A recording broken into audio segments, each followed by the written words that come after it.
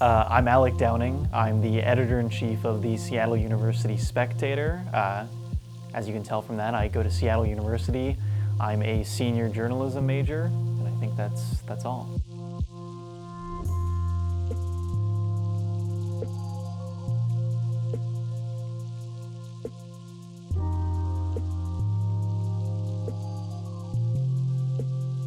Deadlines are always the biggest challenge. I think anyone who has worked for a newspaper will tell you that deadlines in journalism are always the big thing.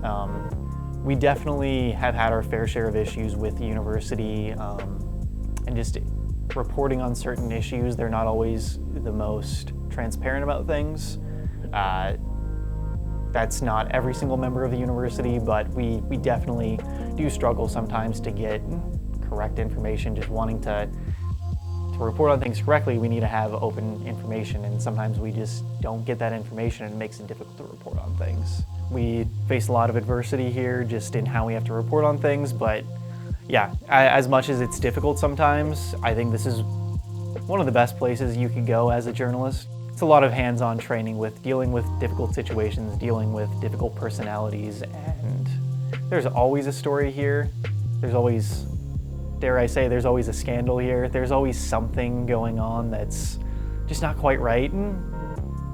Before we published even our first issue, like our physical issue of the paper this year, we put out a couple of stories online because one of our college's websites, the College of Arts and Science website, had a link to Planned Parenthood as a student resource up on their website.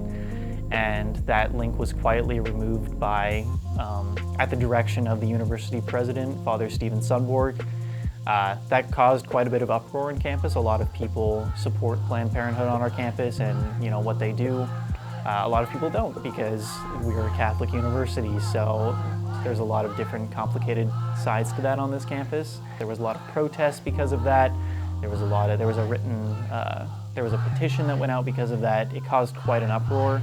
When you're actually going out and doing these stories, that's when you're learning the most, in my opinion. So I'm just really grateful for the opportunity to have done that all these 3 years, and I'm hoping that as editor-in-chief in the remaining 2 quarters that I have here, I can help more people get that same experience that I got, because yeah, the Spectator has just been hugely beneficial to my development as a journalist, and I hope it can be the same for anyone else who walks in that door.